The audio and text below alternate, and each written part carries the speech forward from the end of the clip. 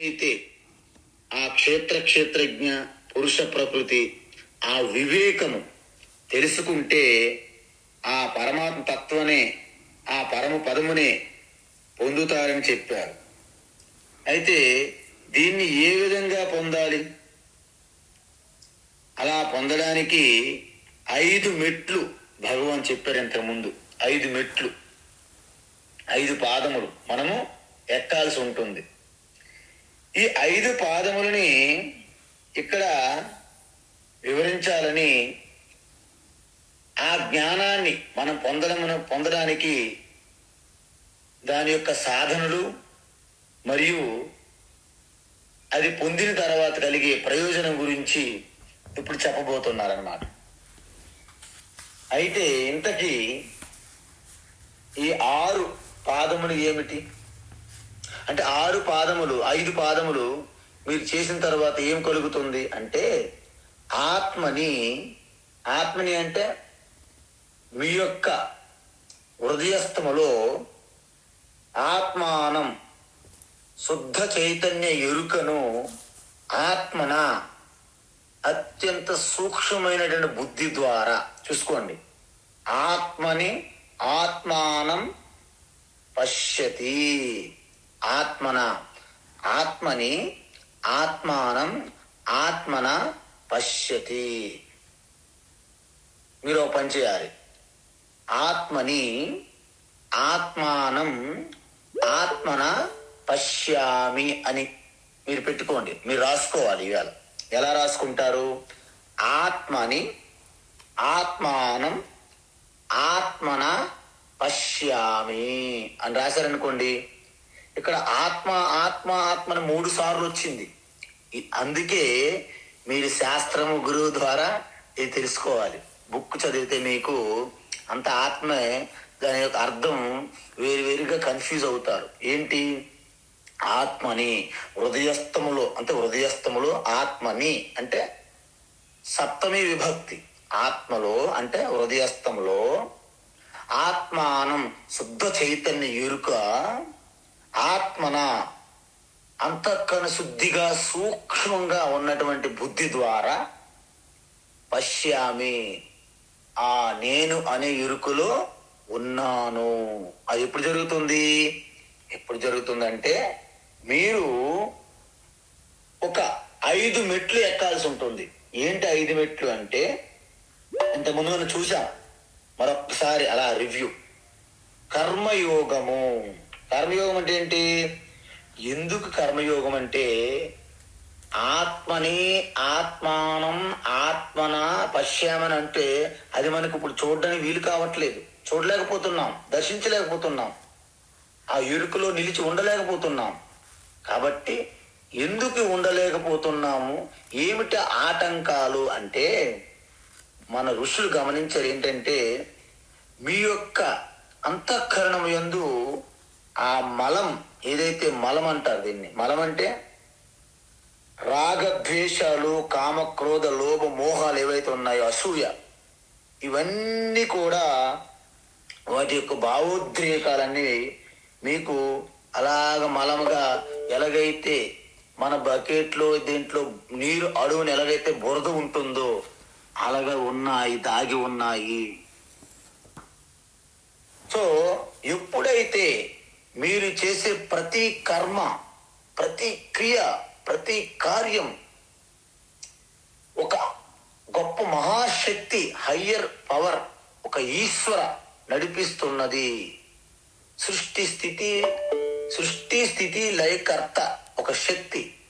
దానికి మనం శరణాగతి చేసి ఒక సంపూర్ణ అర్పణముతో, ఒక పూజా భావంతో మీరు గనక ప్రతి కార్యం అంటే లేచినప్పటి నుండి పడుకునేంత వరకు ఏది చేసినా పర్వాలేదు, మీరు ఏదైనా చేయండి, అది ఈశ్వరుని యొక్క సమక్షములో ఆయన అనుగ్రహంతో జరుగుతున్నది అని మీరు గుర్తించినట్లయితే, ఆ చేయడం వలన మీకు కలిగే ఫలితం ఏదైతే ఉందో దానిని ఆ ఈశ్వరుని యొక్క, భగవంతుని యొక్క ప్రసాద బుద్ధితో స్వీకరించినట్లయితే మీలో ఈ మాలిన్యం ఏదైతే మలం ఉన్నాయో, అసూయ, ఈర్ష్య, కామ, క్రోధ, లోభ, మోహ, మదం, ఆశ్చర్యాలన్నీ కూడా సద్దుమణుగుతాయి మెల్లగా.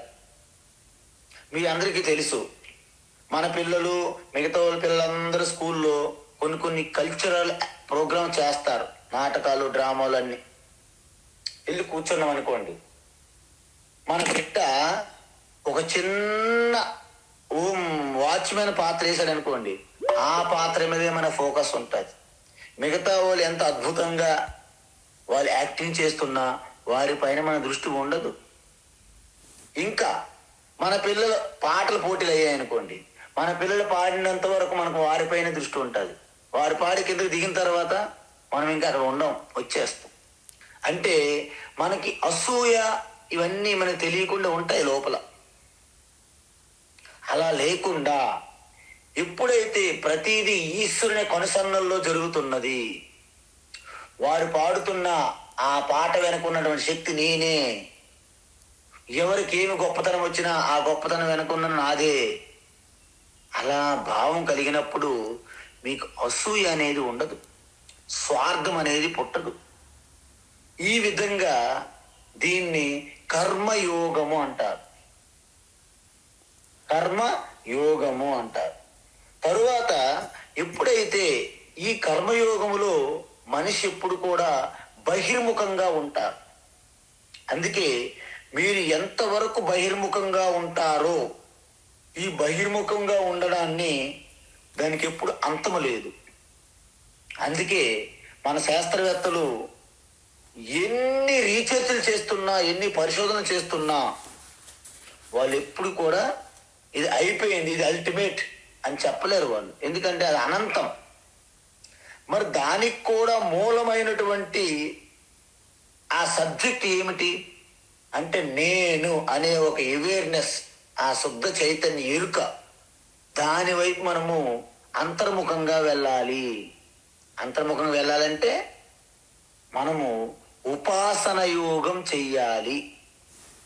ఎందుకు?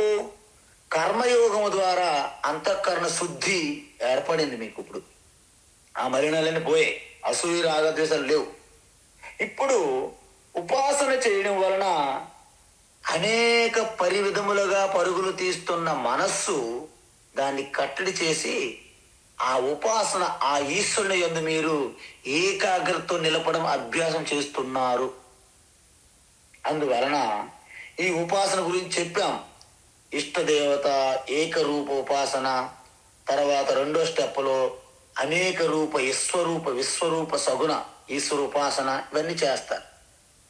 ఇలా చేయడం వల్ల ఏం కలుగుతుంది ప్రయోజనం అంటే మీ మనస్సు ఏకాగ్రత పొందుతుందన్నమాట. అంటే ఫోకస్ అంటే మీ మనస్సు ఒక దానిపై పెడితే ఇంకా అక్కడ నుండి మీరు మళ్ళీ ఆర్డర్ ఇచ్చేంత వరకు మనసు అలాగా అతుక్కుపోతుంది. అలాంటి మనస్సు మీరు పొందినప్పుడు దాన్ని సంపూర్ణ ఏకాగ్రత అంటారు. ఎప్పుడైతే కర్మయోగము ఉపాసన అయిందో మీ మనస్సు అంతఃకరణ శుద్ధంగా అయింది, పవిత్రమైంది, అదేవిధంగా ఏకాగ్రత పొందింది. తరువాత మీరేం చెయ్యాలి? శ్రవణంలోకి ప్రవేశించాలి. శ్రవణం అంటే ఏంటి? మీకు ఇంతకుముందు చెప్పాను, మొదటి నుంచి చెప్తూనే ఉన్నాం. ఏదైతే మీ ఆత్మతత్వం గురించి చెప్తున్నటువంటి శాస్త్ర జ్ఞానము ఒక అనుభవజ్ఞులైనటువంటి, అంటే శాస్త్రాన్ని వంట పట్టించుకొని జీర్ణించుకున్నటువంటి ఒక శ్రోత్రియ బ్రహ్మనిష్ట గురువు దగ్గర ఒక దీర్ఘకాలం పాటు ఒక క్రమ పద్ధతిలో మీరు నేర్చుకుంటే, అంటే వింటే, దానిని శ్రవణము అంటారు. అలా శ్రవణం చేయడం వలన ఏమవుతుంది? ఫస్ట్ ఆ మలినం పోయింది కర్మయోగములో.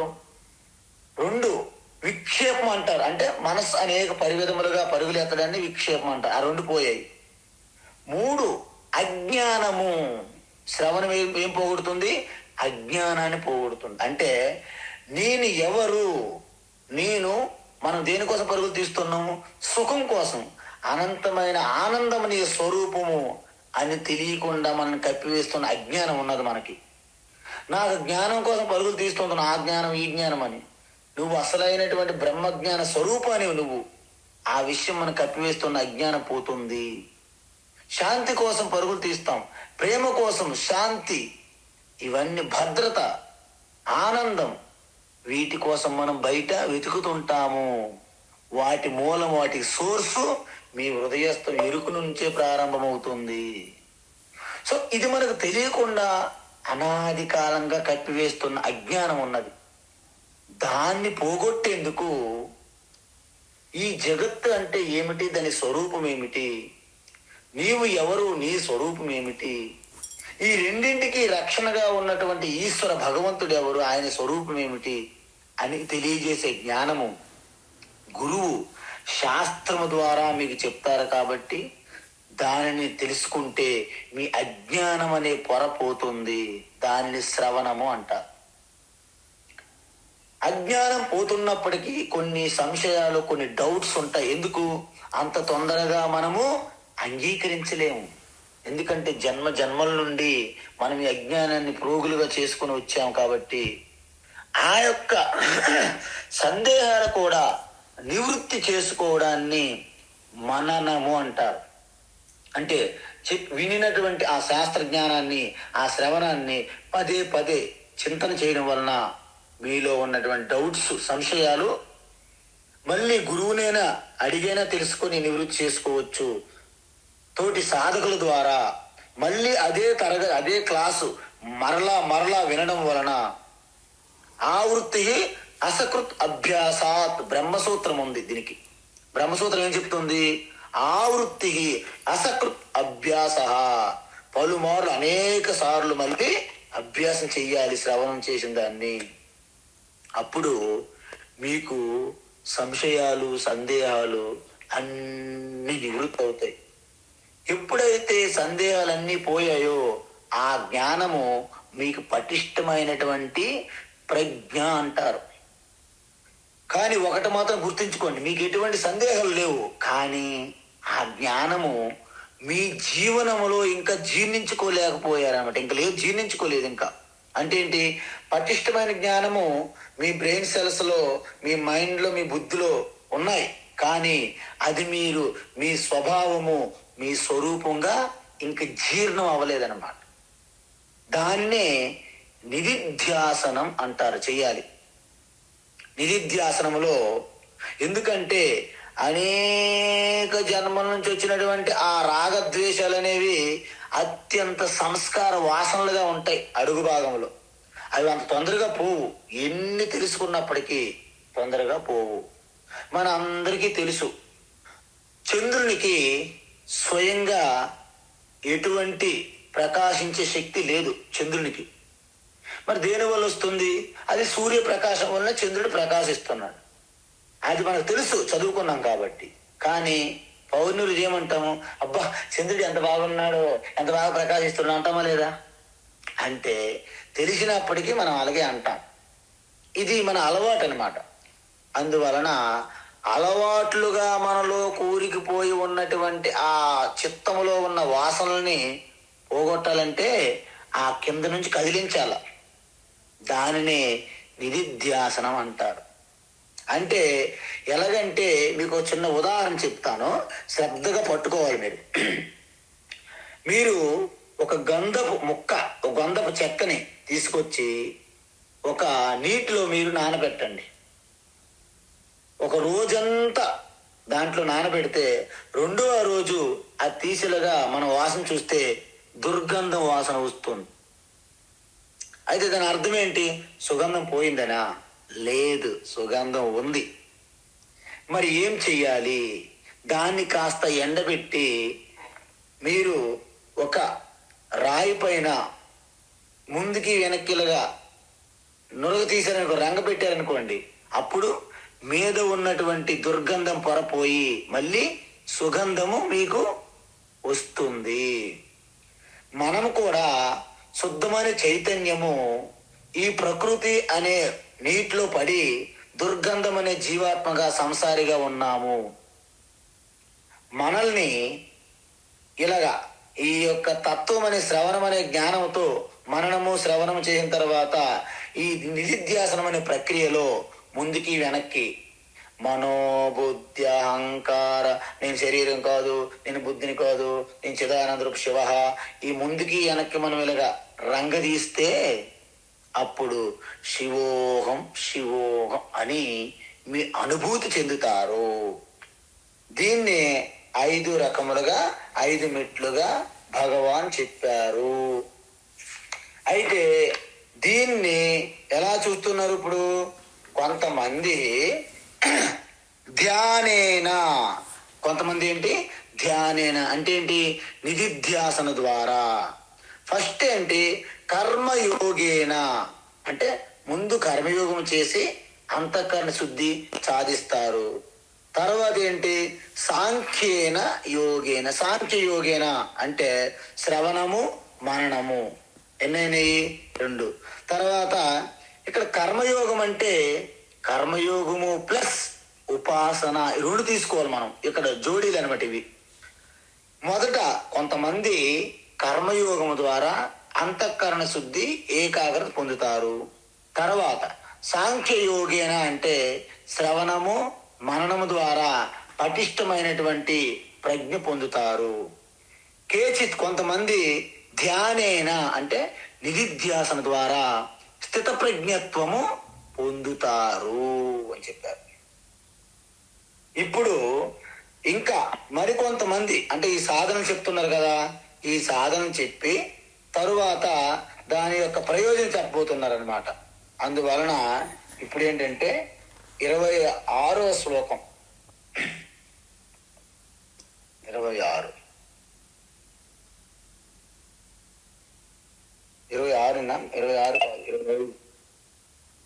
అమ్మా 26 స్వామిజీ. ఓకే.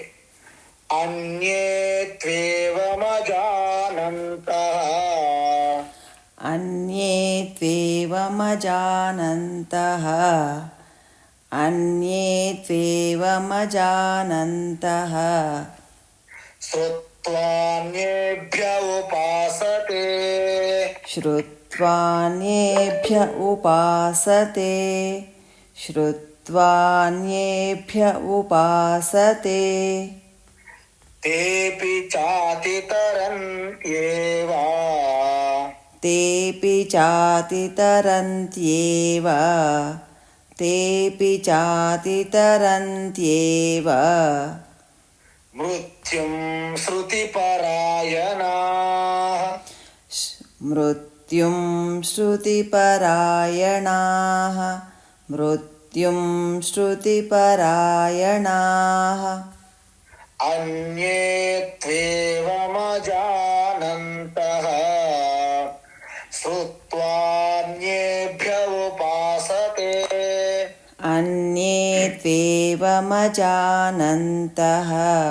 శ్రుత్వాన్యేభ్య ఉపాసతే, అన్యే త్వేవమజానంతః,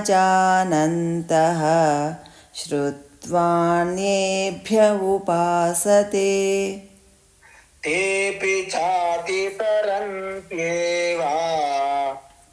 మృత్యుం శృతిపరాయణాః, తేపి చాతితరంత్యేవ, మృత్యుం శృతిపరాయణాః, తేపి చాతితరంత్యేవ, మృత్యుం శృతిపరాయణాః. ఇప్పుడు ఇక్కడ అహం బ్రహ్మాస్మి శివోహం అనేది అల్టిమేట్ అంటే ఇక చివరి జ్ఞానాన్ని ఉపనిషత్తులు అంటే బ్రహ్మ విద్య ద్వారా బోధిస్తున్నాయి. ఆ ఉపనిషత్తుల యొక్క జ్ఞానాన్ని భగవాన్ శ్రీకృష్ణ ఇక్కడ తెలియజేస్తున్నారు అన్నమాట. అందువలన దీని యొక్క సారాంశం ఏంటంటే ఆ ఆత్మ జ్ఞానాన్ని గురువు అంటే ఆ తత్వాన్ని పూర్తిగా గ్రహించి జీర్ణించుకొని దాంట్లోనే ఆ నిష్టలోనే జీవిస్తున్నటువంటి గురువు ఏ భాషలో బోధించినా ఎటువంటి దృష్టాంతాలు ఎటువంటి ప్రక్రియలు ఏ విధంగా, ఎందుకంటే వింటున్న వారికి అర్థం అవ్వడమే ముఖ్యం. పలాయన దాన్ని పట్టుకుంటే అలాగా పరమానంద శిష్యుల్లాగా మనం పట్టుకున్న కుందేలుకే మూడవ కాలు అన్నట్టు గురువులు ఉండకూడదు. గురువులు ఎలా ఉండాలంటే ఎదుటిగా కూర్చున్నటువంటి ఆ వ్యక్తులకి అర్థమయ్యే భాషలో, అర్థమయ్యే ప్రక్రియ, ఆ మెథడ్స్, ఆ క్రమంగా తెలియజేయాలి. అంటే ఏ విధంగా బోధించినా, దేని నుంచి బోధించినప్పటికీ ఆ తత్వాన్ని అందించగలిగితే చాలు. అందువలన శిష్యులు దాన్ని పట్టుకుంటారు. అంటే ముందు చెప్పినట్టు డైరెక్ట్గా శృతిపరాయణ అని అన్నారు కదా. అంటే శృతి అంటే ఏంటి? వేదము అంటే ఉపనిషత్తులు, తర్వాత భగవద్గీత, బ్రహ్మసూత్రములు, ఇవి ప్రస్థానత్రయం అంటారు. అలా కాకుండా అందరూ ఈ ప్రస్థానత్రయాన్ని డైరెక్ట్గా అధ్యయనం చేయలేరు. కాబట్టి అందువలన గురువు ఆ ప్రస్థానత్రయాన్ని తాను పూర్తిగా తన అనుభూతి తెచ్చుకొని, వారు ఎటువంటి ఒక మంత్రం కానీ వారు ఏ విధంగా అయితే బోధిస్తున్నారో దాన్ని వీళ్ళు గ్రహించితే ఆ భాషలో, సపోజ్ సంస్కృతములో ఉంటుంది మొత్తం మన తత్వం, నాకు సంస్కృతం రాదు అన్నారనుకోండి, సంస్కృతం మీకు రాకపోయినా పర్వాలేదు. ఏంటి? ఎందుకు? మీ తెలుగు భాషలో మీరు తెలుసుకుంటే చాలు. ఎందుకంటే భాష ఇక్కడ ముఖ్యం కాదు, ఆ యొక్క భావన, ఆ తత్వం ముఖ్యం, ప్రాముఖ్యం. కాబట్టి ఇక్కడ మనం శాంతి పాఠాలు అన్ని మన ప్రార్థనలు కూడా మనం ఏ సంస్కృత భాషలో ఉన్నప్పటికీ మనం తెలుగులో దాన్ని అన్వయించుకుంటాము, అర్థం చేసుకుంటాము. అందుకే ప్రతి ఉపనిషత్తు బోధించేటప్పుడు ఒక్కొక్క శాంతి పాఠం చెప్తుంటారు. అంటే ఆ శాంతి పాఠంలో ఒక్కొక్క శాంతి పాఠం పూర్ణం అంటే ఈ పూర్ణత్వాన్ని తెలియజేస్తుంది. ఒక్కొక్కసారి మీరు శాంతి మంత్రాలు వినుంటారు. పూర్ణమదః పూర్ణమిదం పూర్ణాత్ పూర్ణముదచ్యతే పూర్ణస్య పూర్ణమాదాయ పూర్ణమేవావశిష్యతే. ఆ ప్రార్థన ఎలా ఉంది?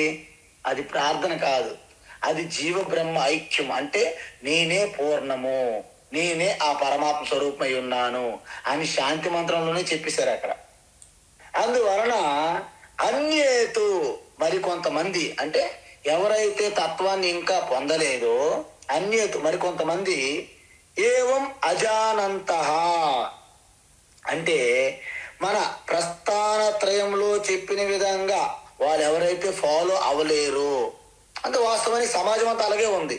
అన్యేతు అజానంతః అంటే నేర్చుకుని ఉండరు, వాళ్ళకి సంస్కృత భాష రాదు, వాళ్ళకు ఉపనిషత్తులు ఇప్పుడు ప్రవేశం లేదు, ఉండరు. కాబట్టి దాని బదులు వాళ్ళు ఏం చేస్తారు? వారు అంటే అన్యేభ్యః శ్రుత్వా అంటే ఆ ఉపనిషత్తులు, బ్రహ్మసూత్రాలు, భగవద్గీత ద్వారా పొందినటువంటి తత్వాన్ని తనదైన శైలిలో, తనదైన భాషలో ఎవరైతే చెప్తారో వారి దగ్గర నేర్చుకుంటారనమాట. అందువలన మన భారతదేశంలో చూడండి, ప్రపంచంలో ఏ మూలకి వెళ్ళినా మన వాళ్ళే ఉంటారు. ప్రతి ఒక్కరూ ప్రవచనకారులు, ప్రతి ఒక్కరూ గురువే. అంటే వారికి అనుగుణమైన భాషలో వారికి ఉన్నటువంటి తరీక ఒకటి ఉంటుంది, చెప్పడం, మాట్లాడడం, ఆ విధంగా చెప్తూ ఉంటారు.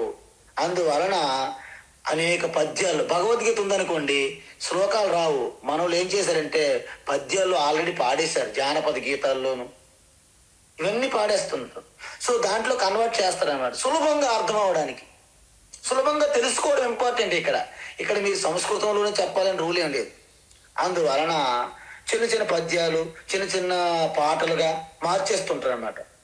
అందువలన ఇప్పుడు మనకి త్యాగరాజు, రామదాసు, అన్నమయ్య కీర్తనలో కూడా ఈ భగవద్గీత ఉపనిషత్తు తత్వమే ఉంటుంది అక్కడక్కడ మీరు వెతికితే.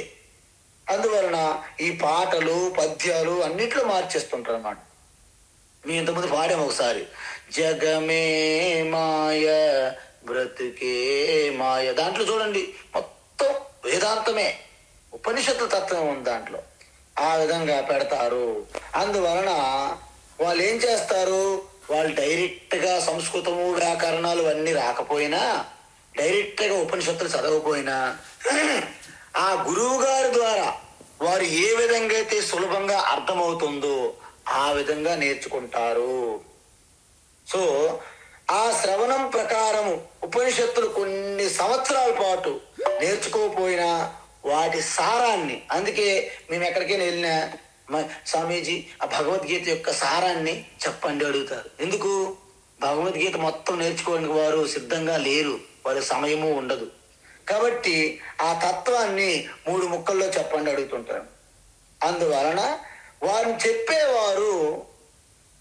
చెప్పేవారు ఎన్ని నేర్చుకున్నప్పటికీ ఎదురుగా అర్థమయ్యే వ్యక్తికి వారికి అనుకూలమైన భాషలో, వారికి అనుకూలమైనటువంటి ప్రక్రియలు చెప్పాలి. అందుకే మనమేమనుకుంటాము, నేను ఎన్నిసార్లు గీత పారాయణ చేశాను, నేను ఎన్నిసార్లు క్లాసులు విన్నాను, నేను ఇంతమంది గురువుల దగ్గరికి వెళ్ళాను, ఇవన్నీ మనం రాసుకుంటాం, ప్రకటించుకుంటాం, పబ్లిసిటీ. కానీ దానివల్ల మనకి ఎటువంటి ప్రయోజనం ఉండదు. ఎందుకు? ఆ తత్వం మీలో ఎంతవరకు మీ జీవితంలో అన్వయించుకుంటున్నారు? ఒడిదుడుకులు వచ్చినప్పుడు, ఎత్తుపల్లాలు వచ్చినప్పుడు, అప్ అండ్ డౌన్స్ మీ జీవితంలో కలిగినప్పుడు మీరు ఎంత తొందరగా బయటపడుతున్నారు?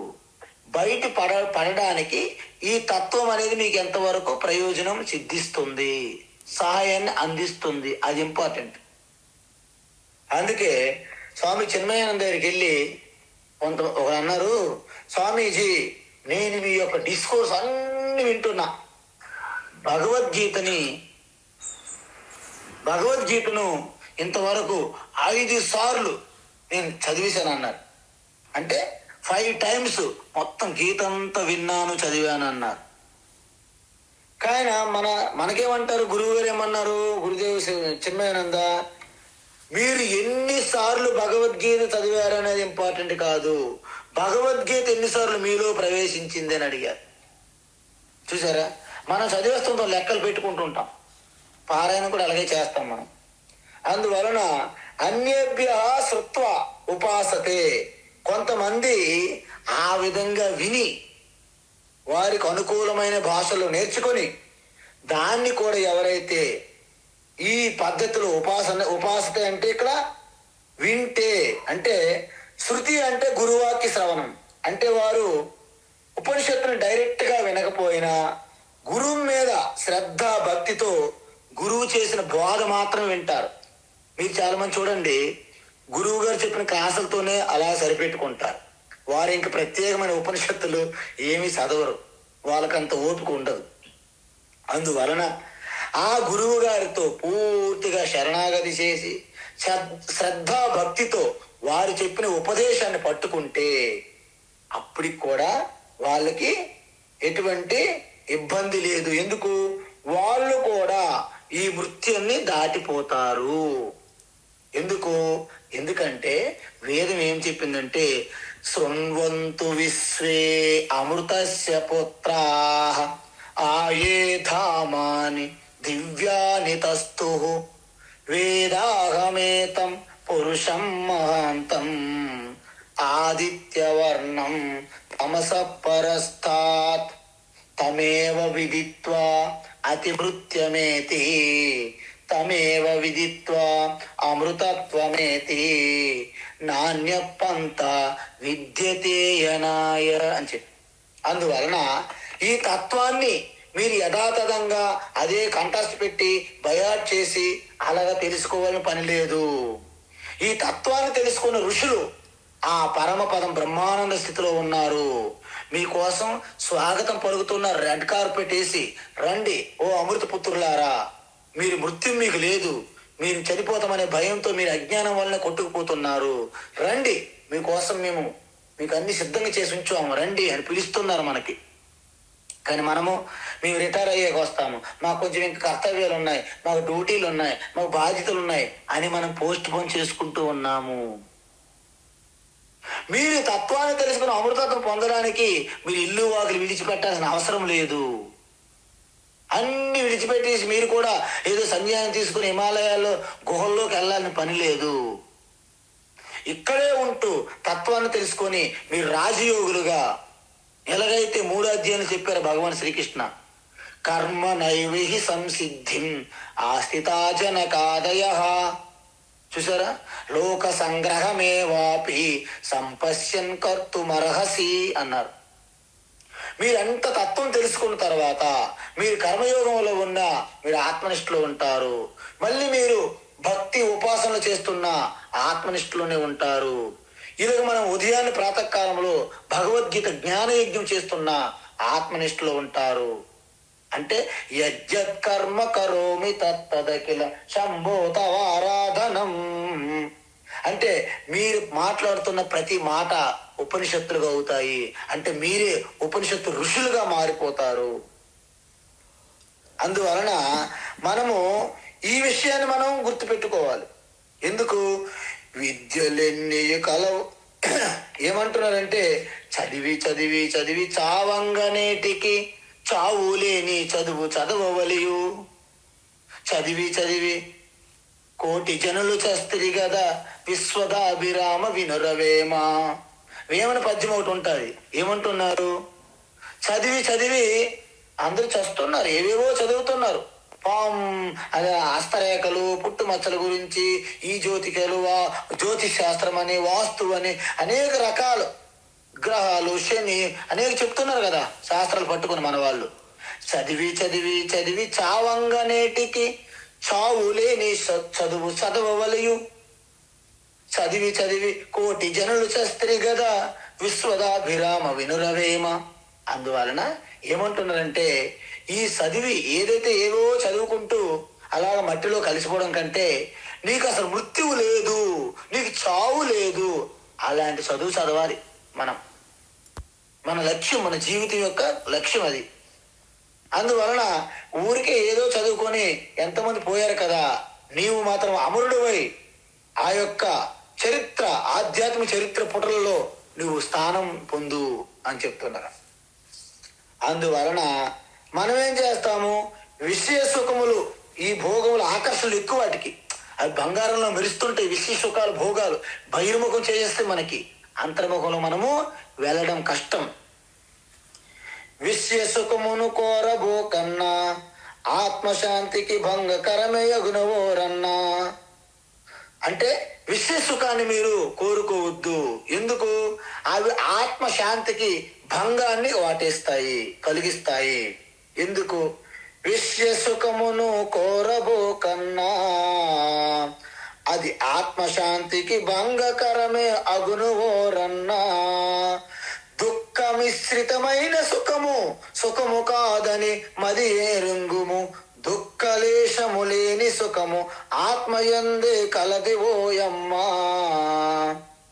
విషయ సుఖమును కోరబోకమ్మా అది ఆత్మశాంతికి భంగకరమే అగును ఓయమ్మా. దుఃఖ మిశ్రితమైన సుఖము, దుఃఖంతో మిశ్రితమై ఉన్నది ఆ సుఖము, అది వేరుగా లేదు. సుఖము కాదని మదిని ఎరుగు, నీ మనసులో నీ బుద్ధితో తెలుసుకో, అది నిజమైన సుఖము కాదు. దుఃఖ లేశము లేని సుఖము అంటే లేశమంతా అయినా సరే దుఃఖము లేని సుఖం ఎక్కడుంది? ఆత్మ సుఖము. ఆత్మయందే కలది ఓయమ్మా అని తెలుసుకోవాలంట. అందువలన ఈ విధమైనటువంటి ఎవరైతే అంటే డైరెక్ట్ గా నాకు పెద్ద చదువు లేదండి, నేను ఉపనిషత్తులు చదవలేనండి, నాకు సంస్కృతం రాదండి, డోంట్ వర్రీ, బాధపడక్కర్లేదు. ఆ తత్వం తెలుసుకున్న ఆ యొక్క గురువు దగ్గర వినినటువంటి సందేశాన్ని, ఉపదేశాన్ని మీరు పదే పదే అభ్యాసం చేస్తే మీరు కూడా ఈ నేను శరీరం, నేనే బాడీ, నేనే శరీరం అనే అజ్ఞాన సంసారం నుండి మీరు బయటపడి అమృతత్వాన్ని అంటే మోక్షాన్ని పొందుతారు అని చెప్పారు. అందువలన దీన్ని ఇంకా కొనసాగిస్తున్నారు. ఏంటి? యావత్ సంజాయతే కించిత్, యావత్ సంజాయతే కించిత్, యావత్ సంజాయతే కించిత్ సత్వం స్థావర జంగమం, సత్వం స్థావర జంగమం, సత్వం స్థావర జంగమం క్షేత్ర క్షేత్రజ్ఞ సంయోగాత్, క్షేత్ర క్షేత్రజ్ఞ సంయోగాత్, క్షేత్ర క్షేత్రజ్ఞ సంయోగాత్ తద్విద్ధి భరతర్షభ, తద్విద్ధి భరతర్షభ తద్విద్ధి భరతర్షభ యావత్ సంజాయతే కించిత్ సత్వం స్థావర జంగమం యావత్ సంజాయతే కించిత్ సత్వం స్థావర జంగమం యావత్ సంజాయతే కించిత్ సత్వం స్థావర జంగమం క్షేత్ర క్షేత్రజ్ఞ సంయోగాత్ తద్విద్ధి భరతర్షభ క్షేత్ర క్షేత్రజ్ఞ సంయోగాత్ తద్విద్ధి భరతర్షభ క్షేత్ర క్షేత్రజ్ఞ సంయోగాత్ తద్విద్ధి భరతర్షభ. ఉత్తమం. హే భరతర్షభ అంటే ఈ భరత వంశం అనమాట. ఈ పాండవులు కౌరవులు భరత వంశీయులు అనమాట. భరతుడు అనేవారు మొదటి మూల పురుషుడు. కాబట్టి హే భరతర్షభ అంటే ఈ భరత వంశములో శ్రేష్టమైనటువంటి ఓ అర్జున, యావత్ కించిత్ అంటే చరాచరాత్మైన ప్రాణి ఏదేది పుట్టుచున్నదో ఈ సృష్టి యందు కొంచెం యావత్ కించిత్ అంటే స్థావర జంగమం అంటే చర అచర, కదిలేది కదలనిది. ఎటువంటి ప్రాణికోటి అయినా పుట్టుచున్నదో ఆ ప్రాణికోటి సముదాయం అంతా కూడా అంటే మనకి 84 లక్షల జీవరాశులు ఉన్నాయి అంటారు మన వాళ్ళు. మన పురాణాలు ఏం చెప్పారు? యావత్తు సృష్టిలో 84 లక్షల రకాల జీవరాశులు ఉన్నాయి. ఆ 84 లక్షల రకాల జీవరాశులలో మానవ జీవి ఒక్కటి. మనుషుల నెంబర్ కాదు ఇది, మనుషుల లెక్క కాదు, రకాలు అంటే చూడండి, మనుషులు, జంతువులు, ఆవులు, గేదెలు, పందులు, నక్కలు, కుక్కలు, ఎలకలు, బ్యాక్టీరియా, ఈగలు, దోమలు అంటే ఇవన్నీ రకాలు అన్నమాట జీవులు. ఈ విధంగా మనిషి ఒక ప్రాణి. అలాంటి ప్రాణులు, అలాంటి రకాలు 84 లక్షల రకాల జీవులు ఉన్నాయంట. అలాంటి సముదాయం అంతా కూడా క్షేత్రజ్ఞ యొక్క సంయోగం వల్లనే కలుగునని తెలుసుకొనుము. విద్ధి అంటే హే భరతర్షభ యావత్ కించిత్ స్థావర జంగమం అంటే ఈ సృష్టిలో ఉన్న చరాచరాత్మైనటువంటి ప్రాణి ఏదేదైతే సత్వం పుట్టుచున్నదో, వస్తున్నదో, ఉనికిగా కలిగి ఉన్నదో ఆ ప్రాణికోటి సముదాయం అంతా సర్వం క్షేత్రజ్ఞ యొక్క సంయోగం వలనే. అంటే మీకేం తెలియాలి? పురుష ప్రకృతి యొక్క సంయోగము మిశ్రమమే. ఆ రెండు కలవడం వల్లనే ఇది ఏర్పడింది. విద్ధి తెలుసుకొనుము. మనం ముందే చెప్పాం ఏంటి? ముందు 2 శ్లోకాల్లో ప్రతి ఒక్కరూ సాధనలో 5 దశలు. ఏంటి 5 దశలు చెప్పాం? కర్మయోగము, ఉపాసన యోగము, శ్రవణము, మననము, నిధిధ్యాసనము. ఈ 5 ఎవరైతే పూర్తి చేస్తారో అన్ని సాధనలు చివరికి ఆత్మజ్ఞానంతో ముగుస్తుంది, సమాప్తం అవుతుంది అంటారు భగవాన్ శ్రీకృష్ణ. అది 4వ అధ్యాయంలో కూడా చూసాం. సర్వకర్మాఖిలం పార్థ జ్ఞానే పరిసమాప్యతే అని చూసాం. అందువలన ఆత్మానం పశ్యంతి అని చెప్పాము ఇప్పుడే మనం. ఈ విధంగా మనం ఏమంటాము? మనకు చాలా మంది గురువులు చెప్తుంటారు, విన్నారా? ఈ తపస్సు సాధన అనేక మార్గాలు ఉంటాయండి, అనేక సాధనలు ఉంటాయండి. అందువలన గురువుకి చాలా భిన్నంగా అనిపిస్తుంది ఒక్కొక్కసారి. కానీ మీరు ఒకటి గుర్తుంచుకోండి, మనము ఏదైనా దేవాలయంకి వెళ్ళాలంటే మనకు అనేక మార్గాలు ఉంటాయి, కాదనట్లేదు. ఇప్పుడు నేను చిలుకూరు బాలాజీ మందిరంకి వెళ్ళాలనుకోండి, మీరు అక్కడ మియాపూర్లో ఉన్నారనుకోండి, మీరు ఒక మార్గంలో వస్తారు. నేను ఎల్బీ నగర్లో ఉన్నాననుకోండి, నేను ఒక మార్గంలో వస్తాను. నేను బోయినపల్లిలో ఉన్నాననుకోండి, కోంపల్లి, సుచిత్ర, బోయినపల్లి వైపు ఉన్నాం అనుకోండి, మేము ఒక మార్గంలో వెళ్తాం. అదేవిధంగా ఉప్పల్ ఉన్నామనుకోండి, వేరే మార్గంలో వెళ్తారు. ఎన్ని మార్గములో మీరు వెళ్ళినప్పటికీ చిలుకూరు బాలాజీ మందిరానికి మీరు చేరుకుంటారు. కానీ ఆ మందిరం ఉన్నటువంటి గర్భగుడికి వెళ్ళాలంటే ఎన్ని మార్గాలు ఉంటాయి? ఒకే మార్గం. అంటే మీరు ఎన్ని తపస్సులు చేసినా, ఎన్ని సాధనలు చేసినా, ఎన్ని ఉపాయాలు మీరు ఎన్ని టెక్నిక్లు వాడినా చివరికి జ్ఞానయోగం అనే గర్భగృహ ద్వారం దగ్గరికి రావాలి. అక్కడ గర్భగృహం ఒకే మార్గం ఉంటుంది కాబట్టి అందుకే జ్ఞానాదేవత కైవల్యం, మీ యొక్క ఆత్మస్వరూప జ్ఞానం ద్వారా మాత్రమే మోక్షము. నాణ్య పంత విద్యతే అయనాయ, వేరే మార్గము లేదు అని ఉపనిషత్తులు ఘోషిస్తున్నాయి. కాబట్టి ఈ విధంగా ఆలయ ప్రవేశానికి అనేక మార్గాలు ఉన్నప్పటికీ భగవంతుని దగ్గర వెళ్ళడానికి మాత్రము ఒకటే ద్వారం ఉంటుంది.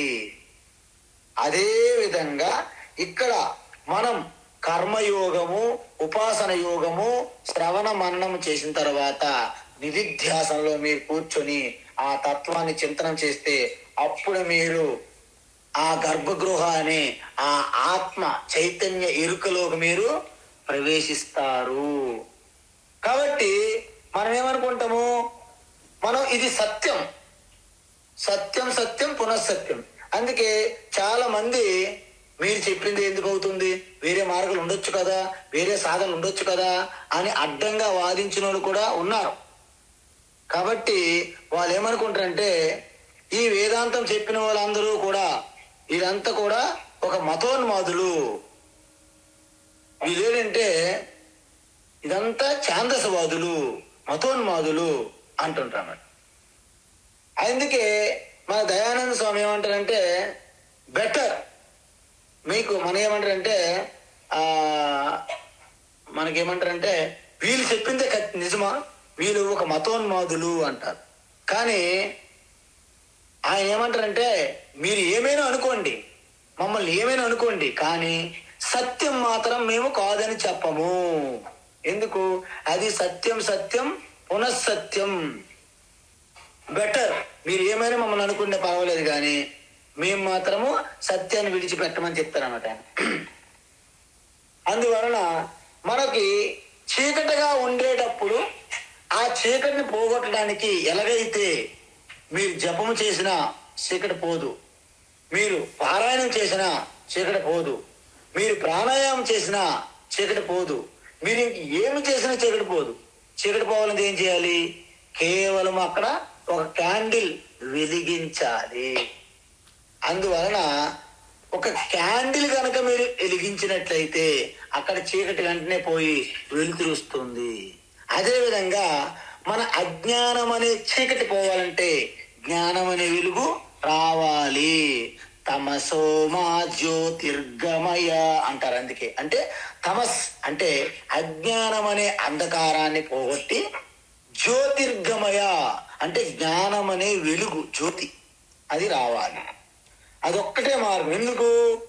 ఎందుకంటే మీరు వికారం పొందుతున్నటువంటి గుణాలు కలిగి ఉన్నటువంటి ఈ చక్రంలో మనం పడి నిర్వికారము నిర్గుణమైనటువంటి మన యొక్క యథార్థ స్వరూపాన్ని మర్చిపోయాం. ఇప్పుడు మర్చిపోయింది కాదు, ఇది అనేక వేల లక్షల జన్మల నుంచి మనం మర్చిపోయిస్తున్నాం. ఇది పుడుతున్నాము, చనిపోతున్నాము అంటే మనము నదిని స్నానం చేస్తాం, మునుగుతూ తేలుతూ మునుగుతూ తేలుతూ ఆ విధంగా పునరపి జననం పునరపి మరణం పొందుతున్నాం. కాబట్టి ఇది మనకు స్పష్టంగా కావాలంటే ఈ జ్ఞానం లేదు నాకు. మరి అజ్ఞానం అనే సమస్యకి మరి మనకి మెడిసిన్ ఏంటి? జ్ఞానము. అజ్ఞాన సర్పదష్టస్య బ్రహ్మ జ్ఞానౌషధం వినా. అజ్ఞానం అనే పాము కాటికి ఈ ఆత్మజ్ఞానం అనే ఔషధం తప్ప ఇంక వేరే మందేది పని చెయ్యదు అని చెప్తున్నారు. ఎందుకు పని చేయదు? ఎందుకంటే ఇక్కడ జ్ఞానం అనేది మీకు కలగాలంటే అజ్ఞానం మాత్రమే పోవాలి. అజ్ఞానం పోవాలంటే మీ తత్వజ్ఞానం కావాలి. కాబట్టి ఇక్కడ వేరే సాధనలు తపస్సులు పనికిరావు. మీరు చెప్పండి, అంటే నేనే ఆత్మ అని తెలియకపోతే నేను ఈ ప్రకృతిలో ఉన్నటువంటి శరీరం నేను, ఇంద్రియములు నేను, మనసు నేనని పొరపాటు పడతాం కదా. అంటే నిద్రలో జరుగుతున్నది అదే. నిద్రలో ఈ శరీరాన్ని మర్చిపోయి మనము స్వప్నంలో వెళ్ళాం. మనము ఏమంటాము, ఈ స్వప్నంలో వ్యక్తి నేనే అని భ్రమపడుతున్నామా లేదా? అంటే స్వప్నంలో మీకు కలుగుతున్న ఆకలి, స్వప్నంలో మీకు కలుగుతున్న అపాయము, స్వప్నంలో మీకు కలుగుతున్న దుఃఖము, ఇది నాకే అని భ్రమపడుతున్నారా లేదా? భయపడుతుంటారు కూడా. ఒక్కొక్కసారి ఎలుగు వంటి పులి మిమ్మల్ని వేటాడుతుంది. ఎప్పుడు? స్వప్నంలో. ఎందుకు? స్వప్నములో ఉన్న శరీరాన్ని నేనే అని మీరు మమేకమైపోయారు. కానీ ఒక్కసారి లేచి బయటకు వస్తే ఏమైంది? ఆ స్వప్న ప్రపంచం అంతా మీలో కలిసిపోయింది. అందువలన మనకి ఎప్పుడైతే ఈ ప్రకృతి నేనే అనే అభిమానానికి శరీరం మీద, అందుకే మనము ఎక్కువ శరీర అభిమానం పెట్టుకున్నాడు ఎవరికి జ్ఞానం ఉండదు. అందువలన ఈ అధ్యాయం ఏమంటున్నారు, ఈ క్షేత్రము అంటే ప్రకృతి, ఈ ప్రకృతి వెనక ఉన్నటువంటి చైతన్యం క్షేత్రజ్ఞ, ఈ రెండు కలయిక వలనే సర్వం సృష్టి వస్తుంది. క్షేత్రజ్ఞ సంయోగాత్, ఈ రెండిటి మిశ్రమం వలనే యావత్తు సత్వం సంజాయతే. సత్వం అంటే ప్రకృతిగా నామరూప ప్రపంచం అనేది సంజాయతే. ఏంటది? స్థావర జంగమం. కాబట్టి ఈ రెండింటికి కారణం ఏంటి? ప్రకృతి తల్లి, ఆ శుద్ధ చైతన్య తండ్రి. అందుకే జగన్మాత జగత్పిత, జగత పితరవు వందే పార్వతి పరమేశ్వరవు అంటారు. అయితే దీన్ని మేము ఎలా తెలుసుకోవాలి స్వామి అంటే, మీరు ఒకటి చూడండి. మీ అందరికీ కొబ్బరి చెట్లు తెలుసు. ఒక చిన్న దృష్టాంతం, కొబ్బరి బొండం ఉంటుంది కదండి. కొబ్బరి బొండం మనం తాగుతాను ఈ ఎండాకాలంలో, అందరికీ తెలుసు కొబ్బరి బొండాలు. ఆ పచ్చిగా ఉన్నటువంటి పచ్చని కొబ్బరి బొండము ఆ కొబ్బరి చెట్టు అంత ఎత్తు నుంచి కింద పడింది అనుకోండి, ఏమవుతుంది? లోపల నుండి పగిలిపోతుంది. అదే కొబ్బరి బొండం లోపల ఉన్నటువంటి ఆ యొక్క కోరు కాస్త అలాగా పరిపక్వత చెంది, అలాగ కోరు స్ట్రాంగ్ అయితే, ఆ మెచ్యూరిటీ స్టేట్ వచ్చింది అనుకోండి, లోపల ఉన్న కూర అలాగా కొబ్బరికాయలా మారిపోయి పైన ఉన్న పొర ఎండిపోతుంది. అలాగే ఎండిపోయి లోపల నుండే ఆ కొబ్బరికాయకి ఆ పొరకి మధ్యన కొంత గ్యాప్ వచ్చేస్తుంది. అందువలన అదే కొబ్బరికాయ బాగా ఎండిపోయినటువంటి పండిపోయినటువంటి కొబ్బరికాయ అంత ఎత్తు నుంచి పడినా అది లోపల నుంచి పగలదు కాక అది తీయాలంటే మీరు ఎంతో కష్టపడి తీయాల్సి వస్తుంది. దానికి ఎక్స్పీరియన్స్ అవసరం. ఆ విధంగా నేను ఈ శరీరంతోనే ఉన్నాను, నేనే శరీరాన్ని. శరీరం లావు అయింది, నేను లావు అయిపోయాను. శరీరం సన్నబడింది, నేను సన్నగా అయిపోయాను. చూసారా? అంటే ఈ అజ్ఞానం అనే కొబ్బరి బొండంలా ఉన్న నేను, అందుకే ఈ బొండంలాగా ఉన్నవాడిని నేను, కొబ్బరి బొండంలో ఉన్న నేను, నాకిన్ని ఈ శరీరము ఇంద్రియములు మనసుకి మధ్యన గ్యాప్ పెంచుకోవాలి. కొబ్బరికాయ బొండం మధ్య ఉన్నటువంటి గ్యాప్ ఎలాగైతే పెరుగుతుందో ఆ విధంగా మనము ఈ శ్రవణము, కర్మయోగము, ఉపాసన, శ్రవణము, మనన, నిధిధ్యాసనం ద్వారా ఈ గ్యాప్ మనము పెంచుకోవాలి. అప్పుడు మీకు ఎటువంటి సమ్మిడిపోటు దెబ్బలు, అప్ అండ్ డౌన్స్, లోటుపాట్లు ఎన్ని కలిగినా మీరు దేనికి చలించరు. ఎందుకు? మీరు చిదానంద రూప శివ మీ ఎరుకలో ఉంటారు. మీ ఎరుకలో ఉంటూ ఈ శరీర ఇంద్రియ మనసును మీరు ఇన్స్ట్రుమెంట్ లాగా వాడుకుంటారు, ఒక కారులాగా, ఇల్లులాగా. అందువలన ఈ తత్వం తెలుసుకుంటే ఏమవుతుంది? అజ్ఞానం వలన దేహాభిమానం కలుగుతుంది కదా మనకి. దేహాభిమానంతోనే కోరికలు తీర్చుకోవడానికి కర్మలు చేస్తాం. కర్మల వలన పుణ్యపాపాల వలన సుఖదుఖాలు ఏంటి? మళ్ళీ మనకి కంప్లీట్ సంచిత కర్మగా మళ్ళా మూటలుగా ఉంటాయి. అజ్ఞానం వలన మళ్ళా మీకు ప్రారంభ కర్మతో శరీరం వస్తుంది. మళ్ళీ ఏం చేస్తారు? మళ్ళీ దేహాభిమానం పెట్టుకుంటారు. అజ్ఞానం ఉన్నది బాగా. మళ్ళీ కోరికలు తీర్చుకోవడానికి కర్మలు, మళ్ళీ పుణ్యపాపాలు, మళ్ళీ సుఖ దుఃఖాలు, మళ్ళీ జన్మ, మళ్ళీ మరణం. అంటే దీన్నే సంసార చక్రము, పునరపి జననం పునరపి మరణం అంటారన్నమాట. దీన్ని సంసారము. ఈ సంసారానికి మూల కారణం ఏంటండి? అజ్ఞానం. ఏంటి అజ్ఞానము? నేను శివ, ఈ ప్రకృతి పార్వతిని నేను ఉపయోగించుకుంటున్నాను అనే జ్ఞానం లేకపోవడం, దాన్ని అజ్ఞానం అంటారు. అది తొలగిపోతే చిదానంద రూప శివోహం శివోహం. అందువలన ఈ విధంగా ఈ తత్వం ఎప్పుడైతే తెలుసుకున్నారో దీని యొక్క మహిమ ప్రయోజనము రేపు చూద్దాం. హరి ఓం తత్సత్. సర్వం శ్రీకృష్ణార్పణమస్తు.